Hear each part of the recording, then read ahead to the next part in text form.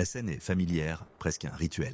Un silence confortable, une soirée ordinaire, et puis une fissure apparaît dans la tranquillité. Son regard se perd dans le vague, une tension invisible s'installe, tu la sens, cette énergie qui change, qui s'alourdit. Puis la question tombe comme une lame de verre. Tu m'aimes toujours, n'est-ce pas? Ces mots sont un murmure, mais ils pèsent une tonne. Et là, ton instinct primaire s'active. Le protecteur, le sauveur, tu te précipites pour combler la brèche, pour éteindre l'incendie. Bien sûr que je t'aime, plus que tout. Ne dis pas de bêtises. Les mots sortent en automatique, lisses, presque trop parfaits. Tu t'attends à un soulagement, un sourire. Mais son visage se ferme davantage. Le doute dans ses yeux ne s'est pas éteint. Il a pris racine. Tu as échoué? Tu ne le sais pas encore, mais tu viens de tomber la tête la première dans son piège le plus subtil et le plus dévastateur. Ce n'était pas une question, c'était un test. Le test de panique. Ce n'est pas une manipulation consciente ou cruelle de sa part. Ne fais pas cette erreur. C'est plus profond, plus archaïque que ça. C'est un instinct de survie.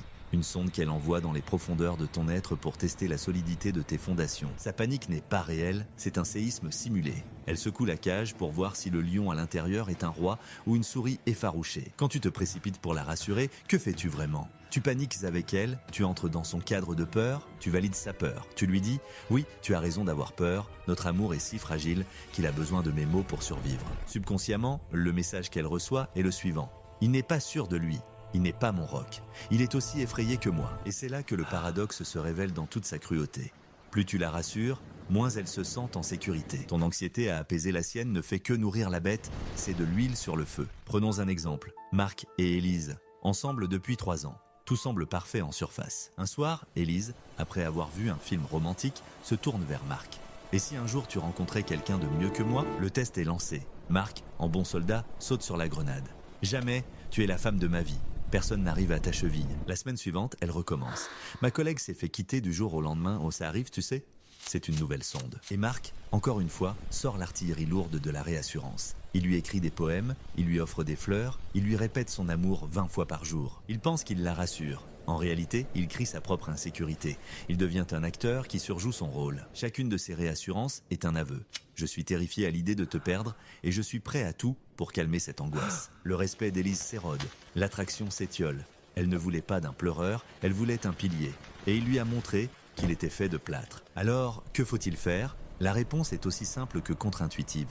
Ne la rassure jamais. Quand le test de panique est lancé, ne bouge pas d'1 centimètre. Reste calme, ancré. Regarde sa tempête émotionnelle non pas comme une menace, mais avec une sorte d'amusement détaché. À sa question, tu m'aimes toujours, au lieu d'un torrent de mots, oppose un silence.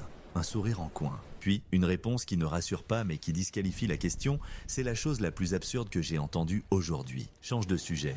Parle du film que vous regardez, demande-lui si elle veut du thé, agis comme si sa crise n'avait aucune emprise sur votre réalité commune. Tu ne l'ignores pas.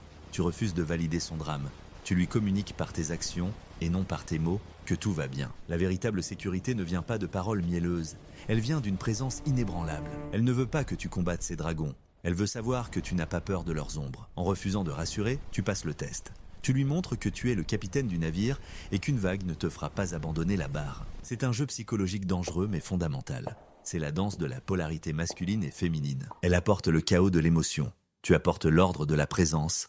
L'un ne peut exister sans l'autre. La prochaine fois que la tempête se lèvera dans ses yeux, souviens-toi. Ne te noie pas avec elle. Sois le phare, immobile, brillant, inébranlable, et regarde-la, d'elle-même, trouver le chemin vers ton rivage sécurisant.